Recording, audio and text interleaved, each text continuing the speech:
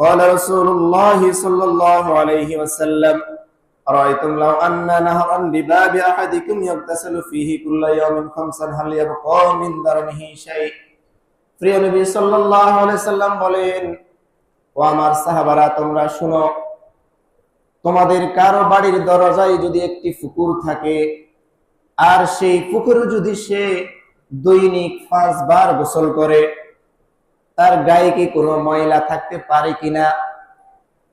প্রিয় নবী সাল্লাল্লাহু আলাইহি সাল্লামের প্রশ্ন শুনে সাহাবায়ে কেরাম বললেন, না হে আল্লাহর নবী, তাদের গায়ে যদিও ময়লা লাগে, গোসল করার কারণে সকল ময়লা দুর্বিত হয়ে যায়।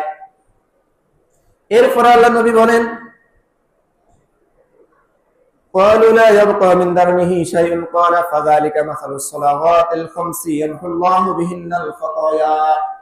আল্লাহ নবী বলেন, যেরকম একজন মানুষ 5 ওয়াক্ত নামাজ পড়লে, একজন মানুষ একটা পুকুরে 5 বার গোসল করলে যেরকম তার গায়ে কোনো ময়লা থাকতে পারে না, কোন মানুষ যদি এভাবে 5 ওয়াক্ত নামাজ আদায় করে তার কোনো গুনাহ থাকতে পারে না, সব গুনাহ আল্লাহ রাব্বুল আলামিন ক্ষমা করে দেন।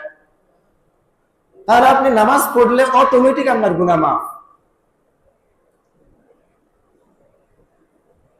কেমন একটা উদাহরণ দিলেন যে আপনি যদি 5 বার একটা পুকুরে গোসল করেন, একবার গোসল করলে তো ময়লা থাকে না, কিন্তু কেউ যদি একবার জায়গায় 5 বার করে গোসল করে তার ময়লা থাকার প্রশ্নই আসে না। আল্লাহ নবী এটার সাথে নামাজের উদাহরণ দিয়ে দিলেন যে বান্দা যখন 5 ওয়াক্ত নামাজ পড়ে আল্লাহ রাব্বুল আলামিন এরকম তার সকল গুনাহগুলো মাফ করে দেয়।